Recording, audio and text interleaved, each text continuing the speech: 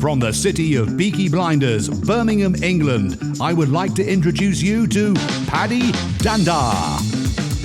As the world becomes more automated and the robots take over, it's imperative that we build the right human skills for the future. So pull up a chair, grab a samosa or two, and make yourself very uncomfortable. Thank you, folks, for joining us for another episode of the Superpower School podcast. I'm your host, Paddy Danda. And in today's episode, we are going to be talking about creativity, a topic, as many of you know, is close to my heart.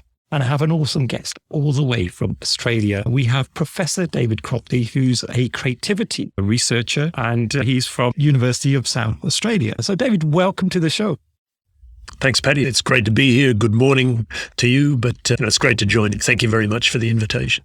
Oh, you're welcome, David. And just for the benefit of the listeners, how I got in touch with you was I came across some research that you had published, which was all around creativity and whether people in the arts are more creative versus people working in STEM subjects. So I'm really curious to know more about that research. But before we get into that, just a little bit about your background. So how did you become a creativity researcher? What was the story behind that?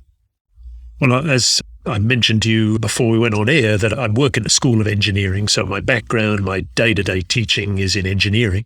In fact, it began in electronic engineering and more recently has moved into a discipline called systems engineering, which is kind of a more overarching discipline. However, back 25 years ago, so fairly early in my career, almost by chance, I got the job of helping to redevelop a new first-year course that had a theme of sort of innovation and problem solving. And at that time, that was unfamiliar to me. So I thought, well, I do know somebody who knows a bit about this idea of creativity and innovation. And that happened to be my father, who's a professor of psychology. But I knew from childhood that he was a creativity researcher. So I went and talked to him and he gave me some pointers and a few ideas. And long story short, we developed a kind of working relationship because right from the start, we thought, well, this would be interesting to look at some of these ideas about the psychology of creativity, but look at them with this interesting sample of engineering students. And the more I did that, the more I got interested in it, the more I saw that, really engineering is all about solving problems, coming up with new ideas, innovation. So there's obviously a strong connection there. And it just developed over the last 25 years. So although I'm an engineer by background, I've become a kind of de facto psychological creativity researcher. What does a creativity researcher do? So is it a lot of drawing or well, just give us a flavor of what might be involved? Well, from a psychological point of view, creativity is a function of several different things. So it's something to do with the way we think. In other words, there's a cognitive element to it. There's also a kind of personality and attitudes and dispositions element. And there's also an organizational climate or a kind of environmental aspect to it.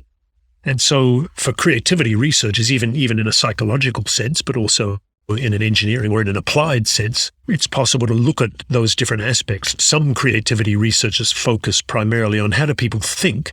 How do they generate the ideas? So what is the kind of cognitive element? Other researchers look at the attitudes and dispositions. So, are there personality traits that favor creativity?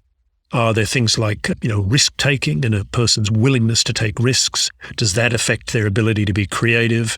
Researchers also look at the impact of, say, the workplace environment and how does that help or suppress creativity? And when all of those things kind of work in the right way in combination, that's when you start to see creative outputs, whether those outputs are tangible artifacts, or a work of art, or an idea, or a process. So it's really it's an interesting discipline because it's very multifaceted, and whether that's from psychology or as a psychological creativity researcher looking at engineers, we can look at the same things. Is there anything unique about engineers and the way they think or the way they're trained that helps or hinders their ability to be creative? So it's all of those sorts of different aspects of the person, the environment, the personality, the thinking.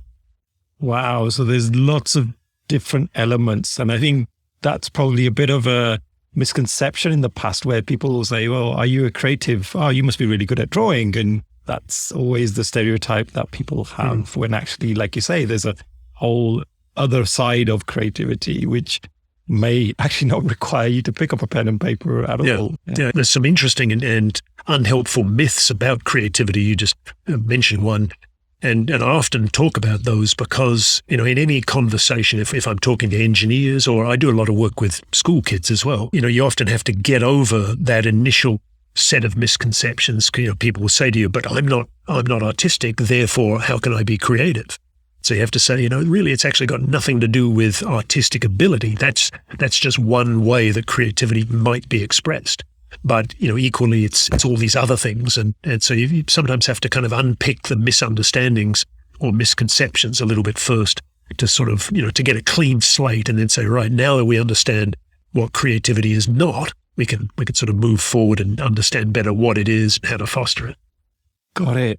And David, I'm really keen to ask you about the research that you conducted. So I think the question you posed was, are people working in the arts more creative than the people working in STEM subjects? So tell us a little bit about that. What was the research based on, and what were some of the outcomes? Well, it's a long-standing debate in creativity. This idea is creativity domain specific? In other words, does it differ from discipline to discipline? Or is it domain general? Or is it some combination of both? And to sort of jump to the answer for a second, I think the general consensus now is that it's sort of a combination of things. So, in other words, there are some elements that are unique to particular disciplines, but there are also some aspects that are much more general in nature. And so the study you're referring to, we had an opportunity with a colleague of mine in Germany, who they've been conducting a sort of multi-year study of undergraduate students in Germany, and they had a very large database of students, not just in engineering, but in other science, other STEM disciplines, as well as arts students. And so it really gave us an opportunity with a big sample to drill into some of these questions of, are there commonalities amongst all these different disciplines, and what are they?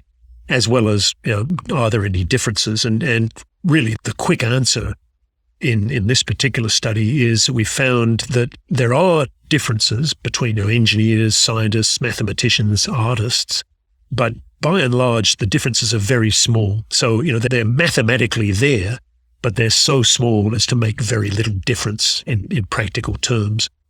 And also that, it leads to the conclusion that really the best model, I think, for creativity is this idea that the way that we think, so the cognitive skills, the personal qualities, like the attitudes and dispositions that I mentioned before, those things are largely common. So a creative person is a creative person because they think in a certain way, they have certain attitudes and dispositions. And the creative artist is basically has a similar profile to the creative engineer with respect to those cognitive elements and the personality elements, which is really kind of interesting. And I think it's good news because it means, there's in terms of teaching kids, for example, to be more creative, if you teach them how to think creatively and teach them the right attitudes and dispositions, you're kind of winding all the kids up to then pursue that creativity in whatever area most takes their interest. I sometimes do talks on creativity, not to the level that you do, obviously, because you're an expert in this area, but just some of the research that I've seen, we often see children are really creative at a young age, up to about the age of 10 to 12, and then creativity seems to diminish, and I don't know what those factors are, but it'd be really good to hear more about that from you as well. But it feels like, as we get into our teen years, we're starting to think less creatively, and then when we become adults, it's almost like we've got a fraction of creativity left within our blood. Yeah. Why is that? And is that the trend that you see in the work that you do? Yeah, that's another important issue with creativity, and there's been some quite big studies done looking at that. And, it gets down to issues of how we develop psychologically as human beings. But I think by and large, the idea is that there's this notion of a fourth grade slump in creativity. So it's around the age of 9 or 10. And the likely reason for that seems quite simple, really. It's that kids start to become more self-conscious then. So, when they're a little bit younger, they do whatever they like. You say paint a picture, they paint whatever they like and so on.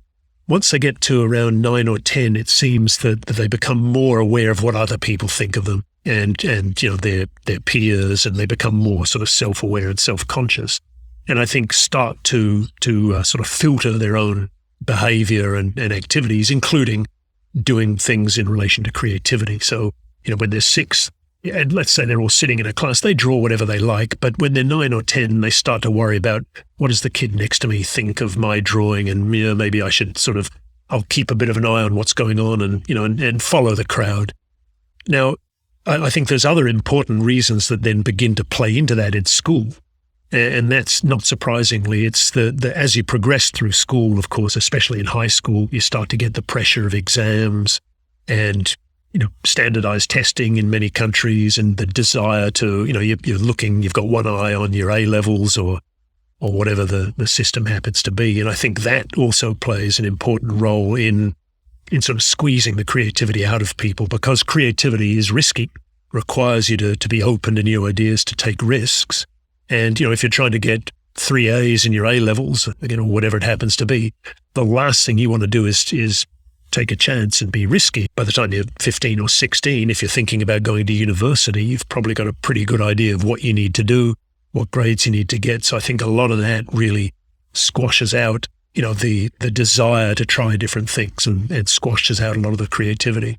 Yeah, and I've got a 10-year-old boy, and I'm seeing some of those traits in him now. He's kind of approaching that age that you mentioned, that 9, 10 age, where he is much more self-aware. And I think in the past, when he would draw something, he would flaunt it and show it off to everybody. Yeah. Now he's very guarded about things, and he'll say, Dad, don't look at that one. Look at this one instead. This is a better version. And I can start to see the little adult in him already. And that's a bit of a shame, really, because I would have loved for him to have kept that innocence for a little bit longer. Yeah. So one of the other questions I often pondered over is, are certain people just born more creative than others?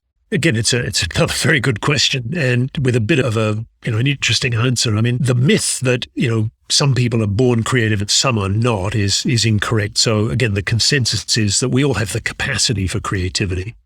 The question is more that, some people it develops better than in others. Maybe, some children, whatever their experience of school and their home life and so on, helps and fosters creativity. With other people, it's squashed out more quickly than we'd like to see. So, it's not an inbuilt trait that, it's something that everybody has the capacity to do. However, by the time, let's say if we took a group of 10-year-olds or 16-year-olds, we'd already see a very clear kind of normal distribution of their ability and creativity. So, what I mean, sort of bell curve, that there are going to be some who have low creativity, a lot of them in the middle, and some who are very creative. And we see that then through, at any age, any sort of circumstance. If you just take a group of people and test their creativity, you'll see that there's a reasonable normal distribution.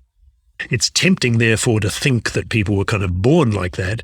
But I think it's predominantly the impact of their life experiences, their education and so on, that kind of go from a starting point to spreading out to this curve.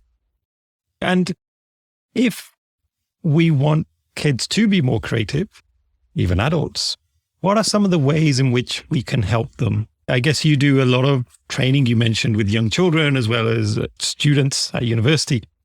What are some of the ways that you help them with their creativity? Again, a very interesting question and a very interesting challenge. So, I do quite a lot of work with a variety of schools here. And of course, one of the dilemmas we've got is that if you just go into a school and say to the teachers, creativity is good, everybody agrees. And then if you say, so you need to do this, this, and this, throw out that curriculum, here's a new one, start doing things differently, you very quickly get angry sort of glares, because teachers have already got a crowded curriculum, they're busy people. So I do try very much to sort of give them tips and advice built around what they already do. And I think that's sort of the first challenge, is if we just try to throw out what we do currently and replace it, it's going to be very difficult, because the system that we've created is so slow moving and hard to change. So we've got to kind of pick away at little opportunities and areas. And then more specifically, the kinds of things that I would say to teachers is, firstly, that I'm not asking you to change everything that you do. All I'm asking you to do is look for little opportunities within the classes that you currently teach, within the curriculum that you're currently teaching, just look for small opportunities to do things like ask open-ended questions.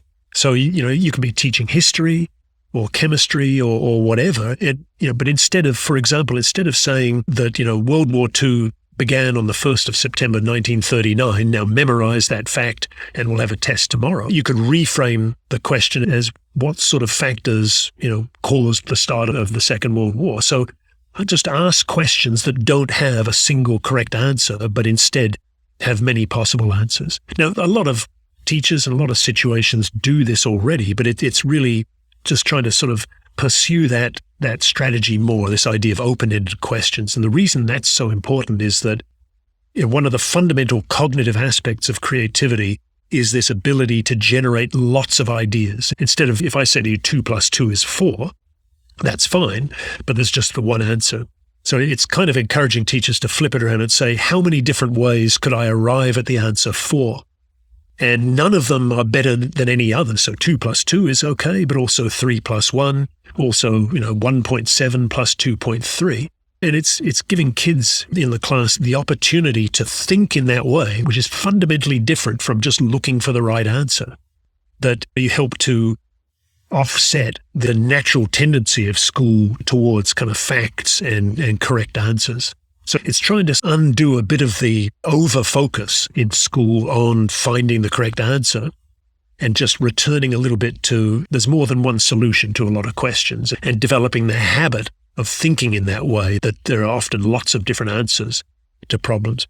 The other thing I have to say to teachers very often, though, is, of course, I'm not suggesting that we suddenly stop teaching kids that 2 + 2 = 4 or that, you should drive on the left-hand side of the road and so there are still things that's important for. It's more sort of rediscovering our ability to also think what's called thinking divergently. So it's looking for one question with lots of possible answers and just practicing that and using that skill as well as our skill at finding the right solution. I love that. I think that is such a practical tip that any parent could even use. It's also important for parents who are listening not to sort of expect the creativity that we need is going to be looked after solely by the schools.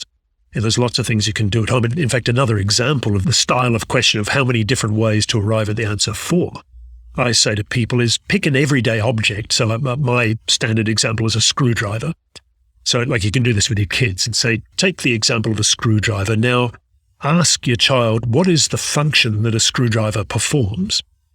And they might say, well, it's screwing in a screw. And you say, well, if you can say that a bit more generally, it makes what we're about to do next easier. So you could also say, what a screwdriver does is it applies rotational force to a screw, right?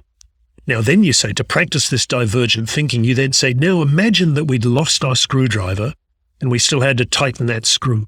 What are other ways that we can apply rotational force to that screw? And this is the same thing. It's saying that there's not just one answer, which is a screwdriver. There's plenty of answers. You could use your fingers. Maybe you could put a coin in the slot of the screwdriver, maybe a knife, maybe a credit card.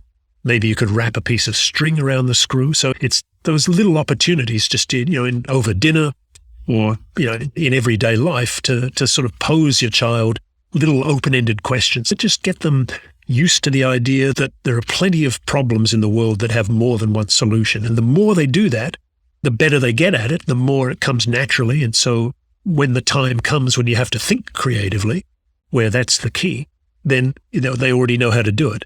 Because we spent plenty of time at school learning how to be logical and analytical. We just need to rediscover a bit of this divergent thinking. I think that's a great conversation to have on those long journeys when you're driving along. Yeah. Kids are constantly asking you, are we there yet, Dad? Are we there yet?